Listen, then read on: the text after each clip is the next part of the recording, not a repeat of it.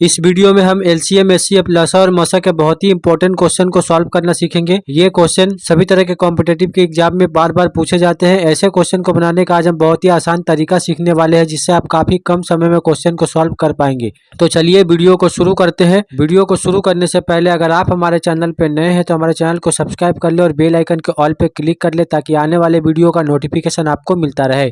अगर आप ये वीडियो फेसबुक पे देख रहे हैं तो हमारे फेसबुक पेज को फॉलो जरूर करें। ये हमारा पहला क्वेश्चन है। दो संख्याओं का एलसीएम 1920 तथा एचसीएफ 16 है। यदि उनमें से एक संख्या 128 हो तो दूसरी संख्या क्या होगी। यहाँ पे बोला गया है कि दो संख्याएं हैं जिसका एलसीएम मतलब लसा 1920 है और यहाँ पे एचसीएफ दिया गया है कितना 16 है। एक नंबर पहला नंबर कितना दिया गया है 128 दिया गया है। बोला गया है कि दूसरा नंबर क्या है।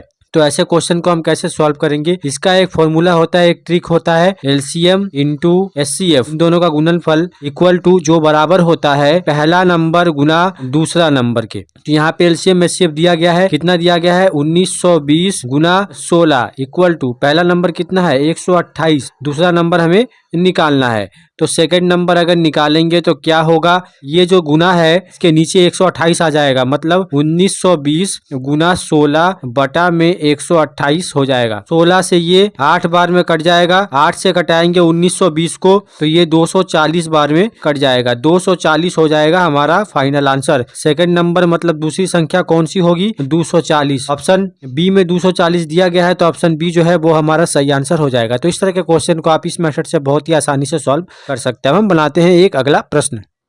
इस क्वेश्चन में बोला गया है कि दो संख्याओं का मसा तथा लसा 7 और 140 हो। यदि संख्याएं 20 और 45 के बीच में है तो उन संख्याओं का योग क्या है। यहाँ पे बोला गया है कि दो संख्याओं का मसा मतलब एचसीएफ कितना दिया गया है 7 और एलसीएम दिया गया है 140। बोला गया है कि यदि संख्याएं 20 और 45 के बीच में हो, 20 से शुरू होगा 45 तक, इनके बीच में संख्याएं होनी चाहिए। तो हम क्या करेंगे, पहला स्टेप क्या होगा 140 को हम भाग देंगे 7 से, मतलब एलसीएम को भाग देंगे एचसीएफ से। ये कितना बार में कटेगा, ये 20 बार में कटेगा। 20 को हम दो भाग में तोड़ेंगे, ऐसे दो भाग में तोड़ेंगे जिसका एचसीएफ मतलब मसा 1 आता हो। 2 10 नहीं ले सकते क्योंकि इसका मसा 1 नहीं आएगा। हम इसे क्या ले सकते हैं 5 और 4 ले सकते हैं और इसे अनुपात में लेंगे, मतलब एक संख्या 5 है तो दूसरी संख्या 4 है।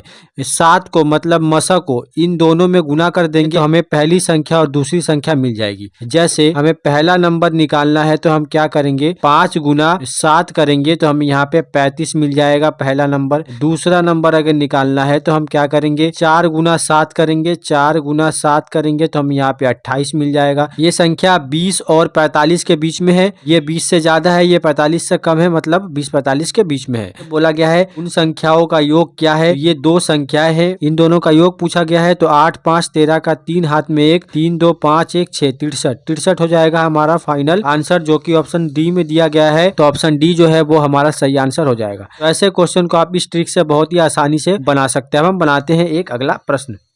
इस क्वेश्चन में बोला गया है कि दो संख्याओं का एलसीएम 168 तथा उसका एचसीएफ 12 है। यदि संख्याओं के बीच 60 का अंतर है तो इन संख्याओं का योग ज्ञात करें। यहाँ पे बोला गया है एलसीएम मतलब लसा 168 है और यहाँ पे एचसीएफ बोला गया है 12 है। बोला गया है कि यदि दो संख्याओं के बीच का अंतर, यहाँ पे अंतर दिया गया है कितना 60 दिया गया है। बोला गया है कि इन संख्याओं का योग ज्ञात करें। पहला स्टेप क्या होगा 168 मतलब लसा में हम 12 से मतलब एचसीएफ मतलब से हम भाग देंगे। तो 12 से जब हम इसे भाग देंगे ये 14 बार में कट जाएगा। 14 को हम दो भाग में बांटेंगे, ऐसे दो संख्या लेंगे जिसका एचसीएफ 1 आता हो। तो हम क्या ले सकते हैं 2 और 7 ले सकते हैं, इसके बीच में लगा देंगे अनुपात।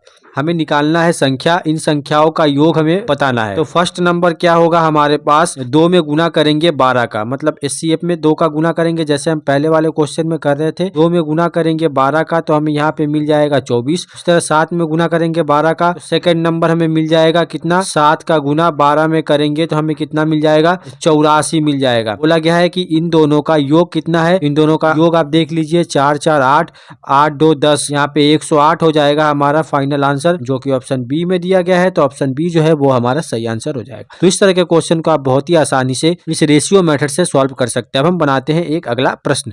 इस क्वेश्चन में बोला गया है कि दो संख्याओं का अंतर 15 है तथा उनका एचसीएफ तथा एलसीएम क्रमशः 3 और 108 हो तो उसके वित्त कर्मों के बीच का अंतर ज्ञात कीजिए। यहाँ पे संख्याओं का एचसीएफ दिया गया है कितना 3 और एलसीएम दिया गया है 108। बोला गया है कि दो संख्याओं का बीच का अंतर 15 है। यहाँ पे सबसे पहले हम क्या करेंगे 108 को भाग देंगे 3 से तो ये कितने बार में कटेगा 36 बार में। यहाँ पे हम दो ऐसी संख्या लेंगे इसका एचसीएफ मतलब मसा 1 आता हो तो यहाँ पे हम 4 और 9 ले सकते हैं। इन दोनों का गुणनफल 36 हमें मिल जाएगा। आप एक संख्या को 4 और इस संख्या को हम 9 मान सकते हैं। तो यहाँ पे अगर हम पहला नंबर अगर हम निकाले क्या करेंगे एचसीएफ में इसका गुना करेंगे मतलब 3 गुना 4 करेंगे तो हमें यहाँ पे 12 मिलेगा।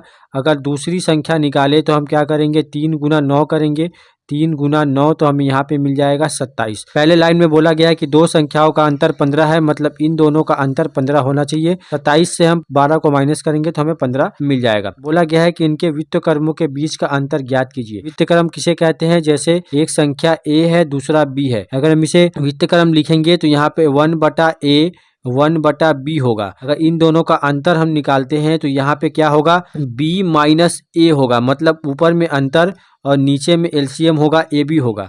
ऊपर में अंतर होगा और नीचे में संख्याओं का गुणनफल। यहाँ भी हम वही करेंगे वित्त कर्मों के बीच का अंतर बोला गया है तो ऊपर में क्या होगा डिफरेंस हमें क्वेश्चन में दिया गया है 15 होगा। नीचे क्या करेंगे संख्याओं का गुणनफल 12 गुना 27। 3 से कटाएंगे ये 5 बार में कटेगा और ये 9 बार में कटेगा तो मतलब 5/12 9 108 ये हो जाएगा वित्त कर्मों का अंतर। ये हो जाएगा हमारा फाइनल आंसर जो कि ऑप्शन डी में दिया गया है। तो ऑप्शन डी जो है वो हमारा सही आंसर हो जाएगा। एलसीएम एचसीएफ लसा और मसा से इस तरह के क्वेश्चन सभी तरह के कॉम्पिटेटिव के एग्जाम में बार बार पूछे जाते हैं। इस रेशियो मेथड से आप ऐसे क्वेश्चन को बहुत ही कम से कम समय में सॉल्व कर सकते हैं।